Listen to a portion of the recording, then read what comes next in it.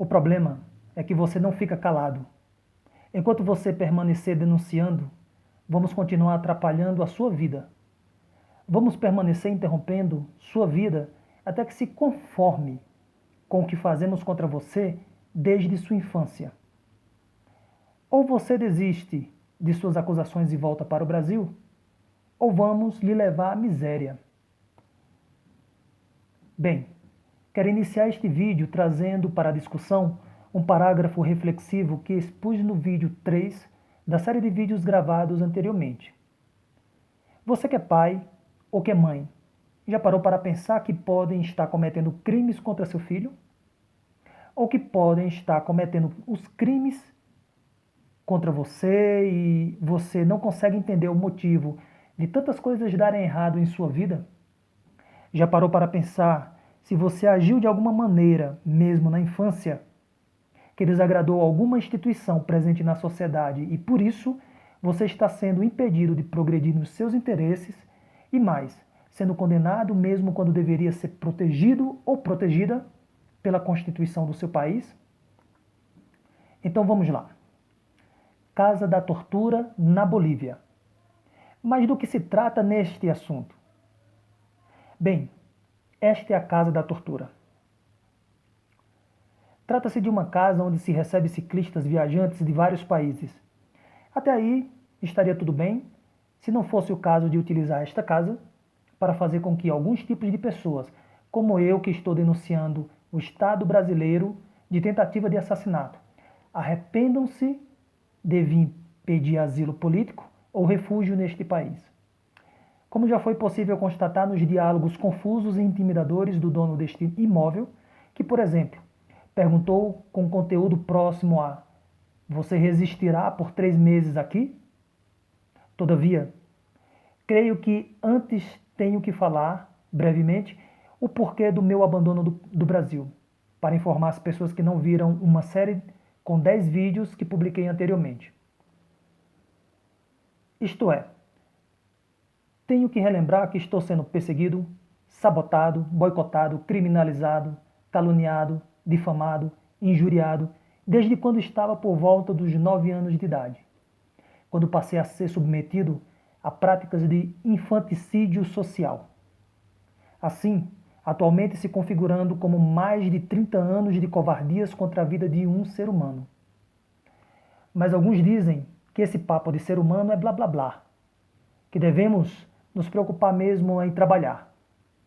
Não aponto o dedo para quem fala isso, pois é preciso entender que a culpa se encontra na péssima oferta da educação pública que nos é dado no Brasil.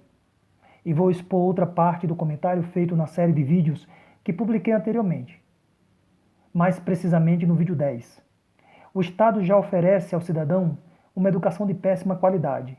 Agora, pensa em que tipo de qualidade a educação é ofertada para quem o Estado está perseguindo desde criança. E tem sido nos últimos 8 anos que as perseguições estão tomando formas mais claras, em virtude da banalização dos direitos fundamentais e dos direitos humanos.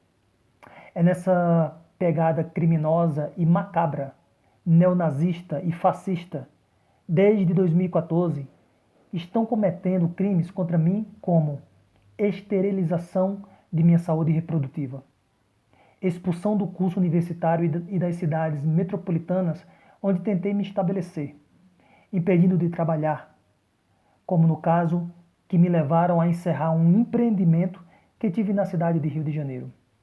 Diversas tentativas de envenenamento, provocando disfunção em meu coração. Inserção de objeto em meu olho, que se encontra até hoje. Destruição de minha vida afetiva, inclusive de um noivado, embora com a suposta noiva se revelando uma oportunista, como modo de me levar a suicídio por meio de acusações de ser abusador de adolescente e de ser pedófilo, esteja eu no Brasil ou fora dele. Motivação para que eu sofresse suicídio social quando manipularam o conhecimento da sociedade contra mim. Quando, com grande frequência, estão contaminando o meu corpo com diversas doenças impedindo que os médicos me possibilitem a cura, ou ao menos a informação de que tipo de doença afeta o meu corpo, muitas vezes sendo alvo de zombarias por parte de médicos. Essas doenças que me causam sofrimentos até o exato momento são dores e inflamações na perna, em virtude de uma possível contaminação criminosa por filariose linfática, e outro tipo de contaminação da qual não sei do que se trata, mas que provocou uma intensa inflamação em todo o meu corpo. Dores no crânio, particularmente na nuca, associada a outra sensação que não sei caracterizar em virtude de dois tipos de contaminações criminosas: neurocisticercose e meningite. Outras enfermidades se devem às contaminações por infecção urinária por repetição.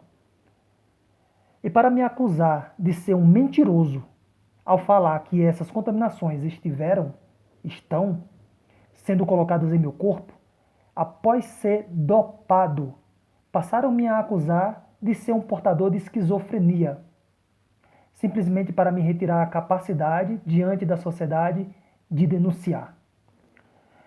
Mas quem está inteiramente por detrás desses crimes? Seria a Igreja Católica, que já exemplificou sobre sua participação? Seria o Estado brasileiro, principalmente por meio do governo atual? Mas como? O Estado brasileiro está recebendo carta branca do Estado da Bolívia para poder torturar um cidadão estrangeiro? Está acontecendo por intermédio da Embaixada do Brasil, aqui em La Paz, que já exemplificou sobre sua participação? Não sei responder, o que demonstra ser atitudes de instituições e de gente covardes contra um único indivíduo. E para não cair no esquecimento em momento algum, falo de covardias contra um indivíduo desde sua infância. Entretanto, dei a este vídeo o nome de Casa da Tortura da Bolívia e é preciso me restringir ao tema de imediato. Ou seja, devo denunciar o que tem ocorrido contra mim e o que me faz permanecer aqui. Sobre a história envolvendo este apartamento, já está claro que se trata de uma armação anterior à minha chegada ao país boliviano, pois quando vim para estas terras, escolhi ficar em Santa Cruz de la Sierra, mas fui impedido e encaminhado para a cidade de La Paz.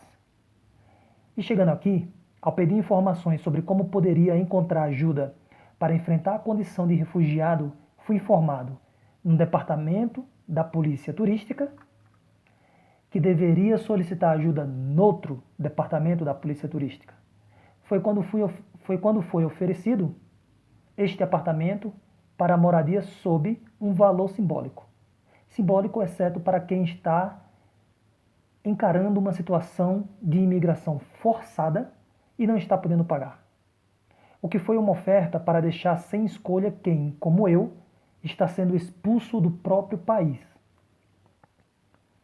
Contudo, para além da forçosa motivação para que eu lesse uma Bíblia que me foi entregue, associado de outras manifestações que me fez recordar a pretensão de me fazer conformar com o que fazem comigo desde criança, outras violências passaram a ocorrer como reprodução do que já acontecia no Brasil, como exemplificarei em seguida.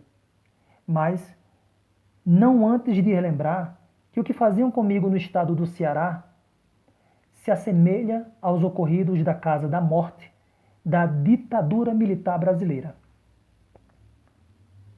Um indivíduo ou uma criança que são estimulados a me vigiar pela fresta da porta para me manter intimidado, e quando tapo esse orifício, sofro com outros ataques, como por exemplo, imediatamente interromper essa ação, fizeram entrar na casa um tipo de substância que me causou forte alergia respiratória e nos olhos, o que já havia ocorrido no Brasil. Não obstante, como repetição das torturas, retomaram uma ação de deixar cair um objeto no piso do apartamento superior, de modo que produzisse uma sequência de ruídos, por vezes fortes ruídos, que foi prática iniciada na cidade de Rio de Janeiro e ao longo dos últimos 5 anos vem sendo reproduzida inclusive em repartições públicas da Bolívia.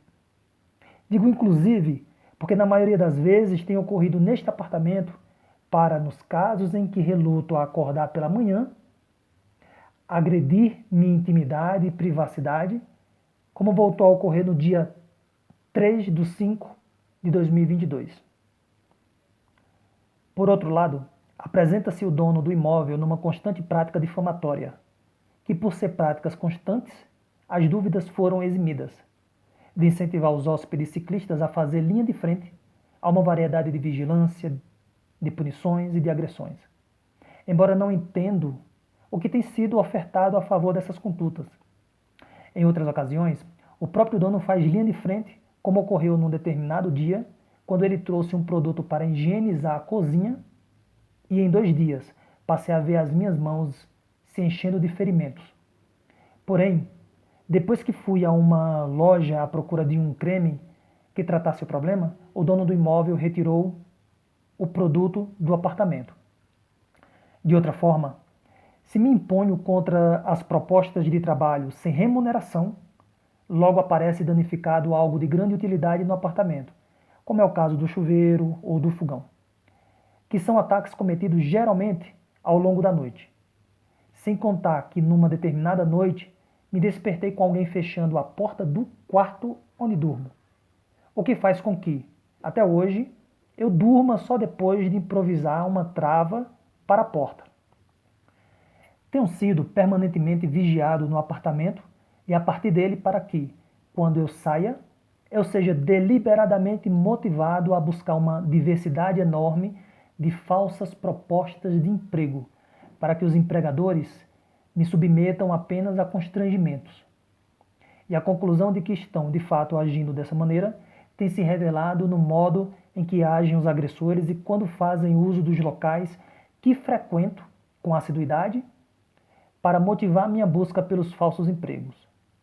Por vezes, entendo a prática criminosa quando tenho sido cercado com grande frequência no mercado público para ser boicotado em minhas compras e ser banalizado com discursos torpes de que se os brasileiros destratam os bolivianos no Brasil, então podem fazer o mesmo comigo aqui na Bolívia.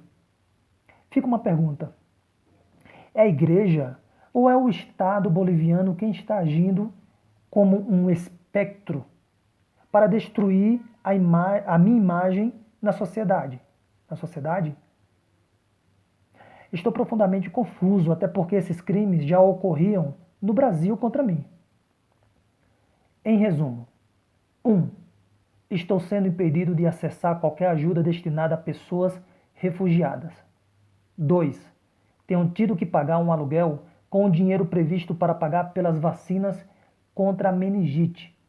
3. Tenho sido induzido a trabalhar de graça. 4. Não estão me permitindo conseguir emprego remunerado, que tem sido uma conduta para fazer com que eu esgote meu dinheiro e saia do país por falta de condição para me manter. 5. O serviço de imigração junto a órgãos afins, sabendo a quantia em dinheiro que tenho comigo, estão prejudicando os trâmites para minha permanência, quando estabelecem datas para entrevista que legalizará minha situação no país e posteriormente não me chamam. 6. Enquanto isso, o advogado que me foi concedido orientou que não devo tomar nenhuma decisão antes do parecer da CONARE e, consequentemente, do Serviço de Imigração. O curioso é que esse advogado, antes de abandonar o caso, foi a favor das agressões dos policiais contra mim. Agressões que expliquei no vídeo 10, postado anteriormente. Enquanto, por outro lado, tenho sido banalizado por mensagens em mídia social.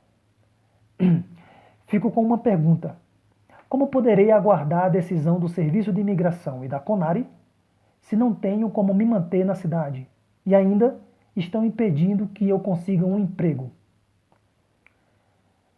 Assim, estão esperando que eu seja vencido pelo tempo e pela falta de dinheiro para que, por um lado, ou eu volte para o Brasil para que permaneçam com as perseguições e as contaminações criminosas ao meu corpo, ou persista em assegurar o meu direito à vida, saindo em busca de ajuda no Chile, mesmo já estando advertido por militares bolivianos que os militares chilenos farão o mesmo comigo. Mas o que é direito à vida? Por enquanto, só sei que estou ficando sem dinheiro e sendo impedido de permanecer na Bolívia, além de que estou sofrendo com os males em decorrência das contaminações criminosas ao meu corpo.